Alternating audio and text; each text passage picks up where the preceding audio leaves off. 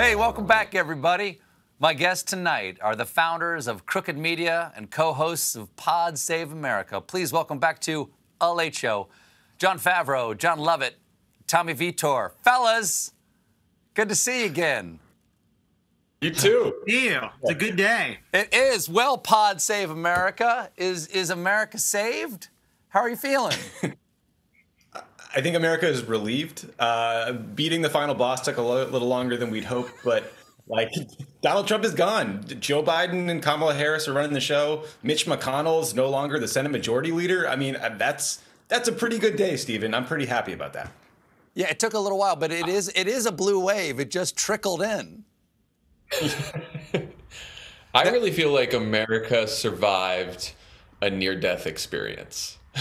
And we have given ourselves maybe one more chance, hopefully more, but maybe one more chance.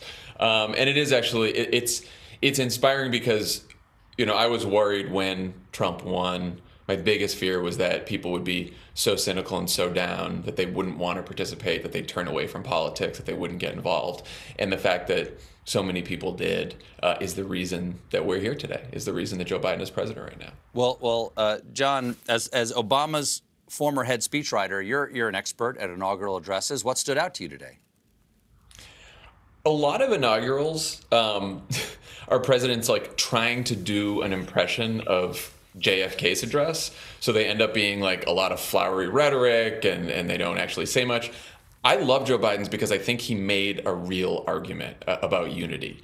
And, he acknowledged that it's always been difficult to overcome racism and division and nativism. But he said that at every big moment, enough of us, and he repeated enough of us, came together to carry all of us forward. And then he offered a really moving lesson from his own experience, I thought. He said, here's the thing about life. There's no accounting for what fate will deal you. There are some days when we need a hand. There are others we are called to lend a hand. That is how we must be with one another. And I thought that was just a really beautiful sentiment from him.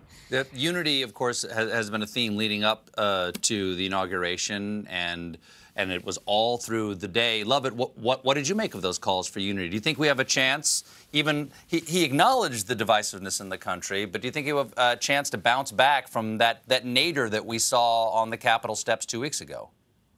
Well, look, I think what I liked about the inaugural is that it was hopeful without being naive, and it talked about unity in a way that I haven't really heard Joe Biden talk about it in the past, which is that he didn't talk about it as something you beg for. He talked about it as something you fight for. That if we want to have shared facts, if we want to see shared humanity, if we want as a nice thing, people don't try to burn the Capitol down and they lose an election, sure. Then we don't just beg our opponents to be nice. We point out the forces and make people pay a political price for emboldening the forces of propaganda, racism, bigotry, and lies that we've been dealing with for 4 years. And he was very clear about that. And I thought that was I thought that was important because if something comes out of the last 4 years, 4 years of somebody lying to us, it can be that we are finally completely honest about how broken things have gotten, how dangerous some of these forces are, and what it'll take to fix it. And that, to me, was very hopeful and exciting. That was when I felt the emotion of the day the most, I think. To me, it seemed like the argument on a certain level was, let's find unity, if only on a unity that facts matter, a unity that human beings are afforded dignity, a unity that our institutions that sustain our democracy are worth fighting for. Another thing that Biden has a unique ability to address is loss and grief. And Tommy, why do you think it is so important that, for instance, that last night he went to the reflecting pool and took that moment of silence and reminded us the necessity for that recognition? Yeah, look, I mean, everyone that has worked for Joe Biden or worked around him has a story about a time when he reached out to you when you were struggling, or you saw him give his cell phone out to a stranger he met at an event who had experienced loss, and he actually stays in touch with them. And it's the core of who he is. The man experienced this unimaginable loss and tragedy in his life, and he came away from it with this like bottomless well of empathy for others. And so what I think that means for us having him as our president now is that he's going to view COVID as a human problem and not a political problem, right? I mean, because Trump gave up on managing COVID. He didn't want national testing because he thought more cases made him look bad. He didn't want to give states money to distribute the vaccine because he didn't want to make Democratic governors look good. And so it's truly shocking that we've had 400,000 deaths. There has been no memorial service until today. But what I think Biden is saying through that event and through the COVID plan he's announced is that I will grieve with you. I will take responsibility for this problem and I will own it because we're all in this together. And that is just a very different vision of leadership. Do you guys worked on campaigns? Do you think that if the last president had just taken one moment to address the grief of the nation or to acknowledge the loss, he might still be president today? Yes. I mean, unfortunately, because I think he shouldn't be president for a number of other reasons. But Sure. I think at the beginning of the pandemic, there was absolutely a moment where the country was yearning for a leader, even if they didn't necessarily agree with that person, even if they didn't vote for that person. And he couldn't show even a modicum of empathy for others because he is a narcissist obsessed with himself. And that was basically the defining characteristic of the entire presidency was selfishness.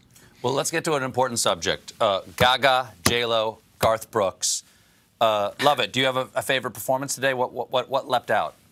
Look, obviously, as a gay American, it is important that I choose Gaga. I might Sure. point legally speaking, Amanda Gorman's poem was obviously beautiful, but I would say that Ted Cruz pretending he didn't suborn a coup 2 weeks ago was extraordinary. Taking pictures. Oscar. It's a lot. Kevin McCarthy. You have Kevin McCarthy like George Costanza wandering around like he didn't just declare war on the whole place. He voted against democracy 2 weeks ago. No one's coming. What are you doing here? We were there. We all saw it happen. It was on television. Yes, but you notice that came back in after the coup attempt. Do you notice the television cameras, like when there's right and there's wrong, the camera cuts to Ted Cruz, or when they talk about we have been visited by evil, it cuts to Kevin McCarthy. It was incredible. The camera, whoever was producing it, knew where people were sitting. Yeah, remember how you voted against democracy and then you had to leave your office, and then when you came back, a bunch of strangers had peed in various strange places? We're live. Stop there. We're live. Okay. Now you guys all worked for Obama. What's the relationship between your old boss and the new president? That clutch at the end. The fist bump when they came in, that clutch at the end. What do you think it means to Obama to see his old friend up there, and what do you think it means to the new president, to have been there with him that whole time? I think they're genuinely very close. I mean, there was a point in time when Vice President Biden's son, Beau, had just passed away. To pay for his health care, Joe Biden was thinking about mortgaging his house.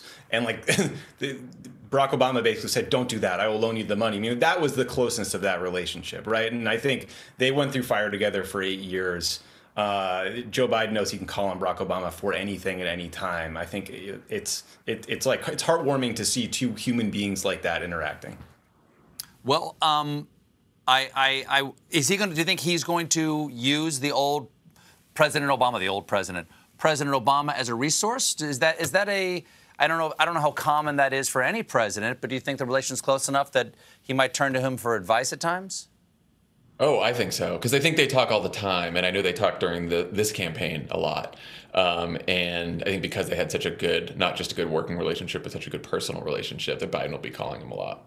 Well, we have to take a quick break, but when we come back, I'll ask the fellas about what the new administration means for the country going forward. Stick around.